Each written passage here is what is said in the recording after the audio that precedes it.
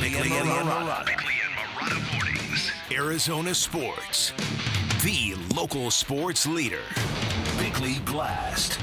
What do you know? Another transcendent game at Footprint Center and another elimination game gone splat. Haven't we seen this movie once, twice, 3 times too often? And in the end, Sunday's loss was yet another reason to doubt our very first super team is built for the playoff grind ahead at a time when we were all hoping that they had turned a significant corner. Now, it wasn't that the Suns lost to the Pelicans Sunday. It was how they lost. It was how the Pelicans went all bare knuckles and back alley, getting under the skin of the Suns and effectively throwing our NBA team out of sync and off their mark. And it was how the Suns had both momentum and a home game to make a powerful statement, a victory that could have effectively secured a top 6 finish for this team, and they failed. And that's because this was something of an elimination game, at least in spirit, and at least for the Pelicans, where a victory on Sunday would have effectively given the Suns a 3-game cushion over that team with 4 to play.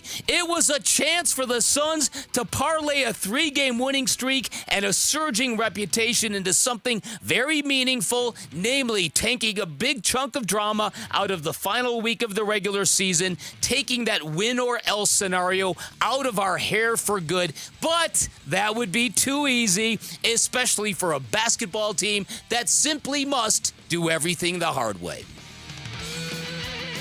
All right, today's Bickley Blast brought to you by my great friends at Chapman BMW, who make luxury attainable. Find them online at chapmanbmw.com.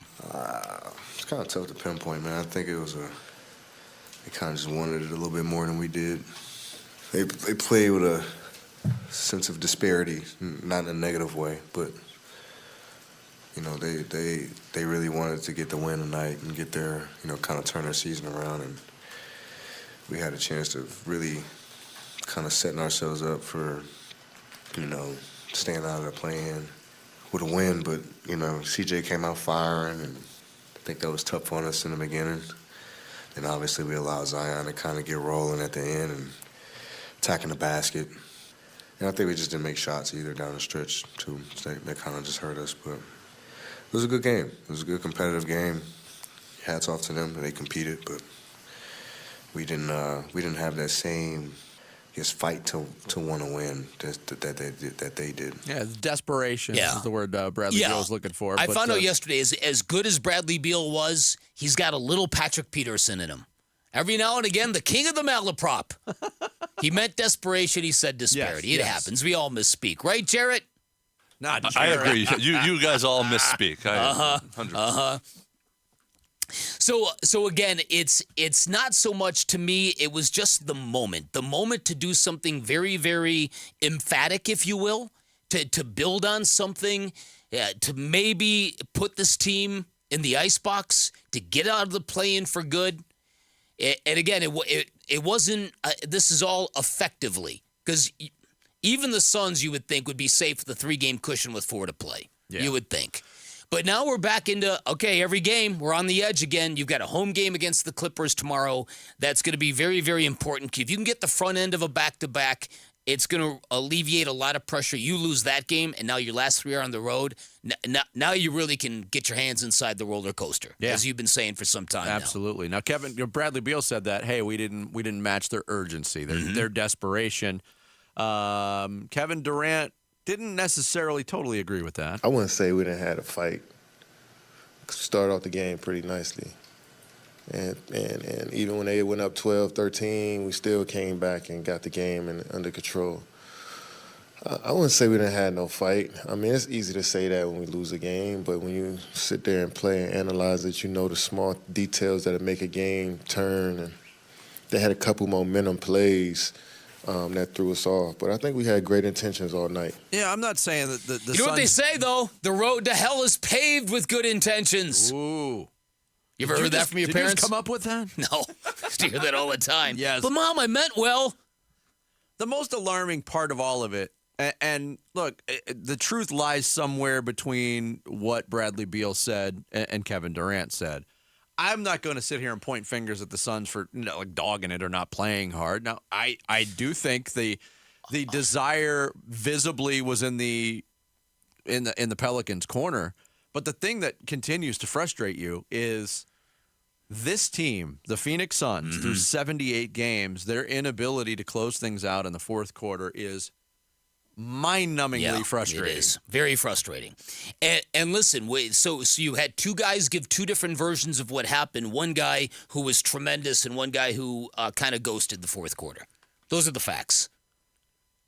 Yeah, and is that an issue unto itself? I don't know. The ghosting in the fourth quarter of one or more, and it seems for it to be Kevin Durant as much as it is kind of puzzling in its own right. Same.